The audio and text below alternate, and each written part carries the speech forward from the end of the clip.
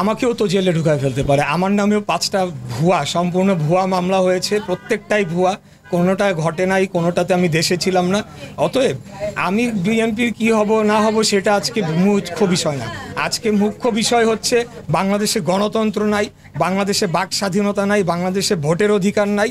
সেখানে আমরা কি হব সেটা নিয়ে চিন্তা করার কোনো স্কোপ নাই। বিশেষ করে আমি ইয়াং জেনারেশনকে বলবো যে আগামী দিনে বাংলাদেশ একটা স্বাধীন সার্বভৌম রাষ্ট্র হিসাবে দীর্ঘমেয়াদে টিকে থাকতে পারবে কিনা, আজকে সেই লড়াইয়ে আমরা কিন্তু উপনীত হয়েছি, সেই লড়াইটা করছি। এখানে অন্য ব্যক্তি গেইন বা আমরা ব্যক্তি স্বার্থের চিন্তা করার কোনো বিষয় না, এবং সবার এই বিষয়টা উপলব্ধি করতে হবে। শুধু যে বিএনপি তা নয়, সকলকে, আওয়ামী লীগেরও যারা নীরব সমর্থক, নীরব ভোটাররা রয়েছে, তাদেরও উপলব্ধি করতে হবে। আমাদের দেশটা তো আজকে দাস রাষ্ট্রে পরিণত হয়েছে। এই যে এত বিদেশি তৎপরতা আমাদের নির্বাচনকে ঘিরে এবং বিভিন্ন পলিসি, আমাদের বৈদেশিক পলিসি দেখেছেন, একটা নতজানু পলিসি সর্বক্ষেত্রে নেওয়া হচ্ছে। তো অতএব এখানে লড়াইটা আরও বৃহৎ লড়াই। আমাদেরকে জেলে নেক, জেলে যাই করুক, আমি আপনাদের মাধ্যমে এটাও বলে দিতে চাই যে জেলেও যদি নিয়ে যায়, জেলে গিয়েও আমরা আন্দোলন করব। আমি অন্তত আন্দোলন করব, জেলে গিয়ে আমি অনশন করব। আমি এই অবৈধ সরকারের অবৈধ জেলে গিয়ে আমি সেখানে বসে থাকবো না যে কবে বা আবার আমি মুক্ত হব। সেখানে প্রয়োজন হলে অনশন করে, না খেয়ে, প্রতিবাদ জানিয়ে, মৃত্যুবরণ করে দেশকে দেখিয়ে দিয়ে যাব যে একটা প্রতিবাদ করা দরকার, যেটা ইতিমধ্যে আমাদের বহু ভাইয়েরা জীবন দিয়েছে, তাদের সাথে আমি একাত্মতা প্রকাশ করে এই কাজটি করব। এটা তো 100% সত্য। এটা আমাদের মাননীয় মহাসচিব যে কথাটি বলেছেন, ওনার পর্যায় থেকে শুরু করে আজকে বাংলাদেশের সর্বনিম্ন যে কৃষক ব্যক্তিটিও রয়েছেন, তিনিও কিন্তু ভালো করেই বুঝেন যে এখানে কি হচ্ছে। এখানে শুধুমাত্র একটা ব্যবসায়িক ডিলের জন্য কিন্তু ফ্রান্সের প্রেসিডেন্ট এখানে এসেছে, তার 10টা এয়ারবাস এই ডিলটা সম্পন্ন করার জন্য। এবং আপনারা জানেন যে এই সরকারের অতীতের রেকর্ড কি, এই ধরনের বড় প্রকিউরমেন্টে তারা কি ধরনের কমিশন বাণিজ্য করেছে এবং বিলিয়ন বিলিয়ন ডলার তারা পাচার করে দিয়েছে।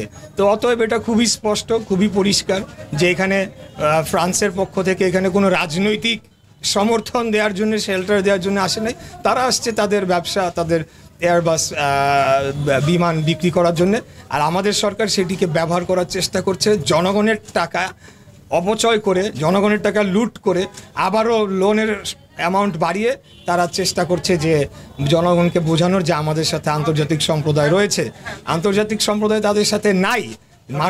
যারা মানবতা বিরোধী অপরাধ করেছে, যারা মানবাধিকার হরণ করেছে, তাদের সাথে পশ্চিমা বিশ্ব থাকবে না, ছিল না, আগামীতেও থাকবে না। এটাই হলো গিয়ে বাস্তব কথা। অ্যাবসলিউটলি 100% কমিশন বাণিজ্য, আর কিছুই না।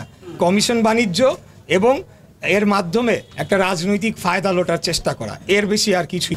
আমি সেলফি তুলি না, কিন্তু সেলফি আমার সাথে অনেকে তুলে, যে আমাদের যারা নেতাকর্মীরা বা অনেকে ভালোবেসে বা আবেগপ্লুত হয়ে ছবি তুলে।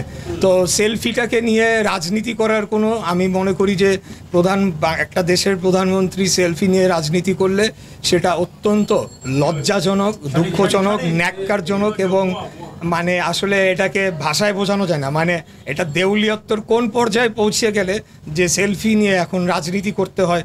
তাদের দলের পুরা চেইন এখন এই সেলফি নিয়ে তারা খুব উচ্ছ্বসিত।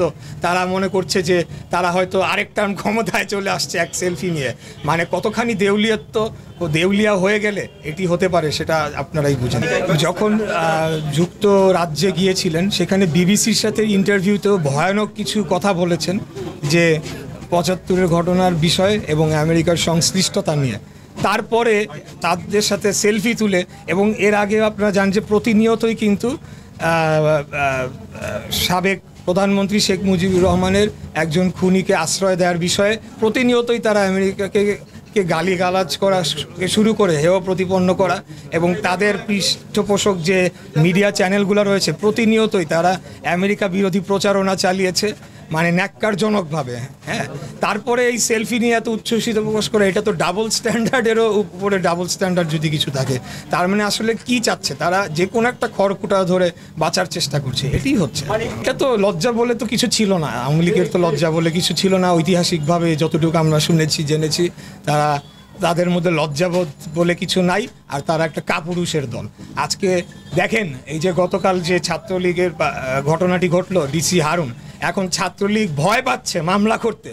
আজকে যদি বিএনপি ছাত্রদলের একটা ছেলেকে এরকম করা হতো তাহলে কি করা হতো? সবাই তারা খুশি হয়ে হাততালি দিয়ে আনন্দে নাচ গান করতো, আওয়ামী লীগ ছাত্রলীগ সহ যারা রয়েছে।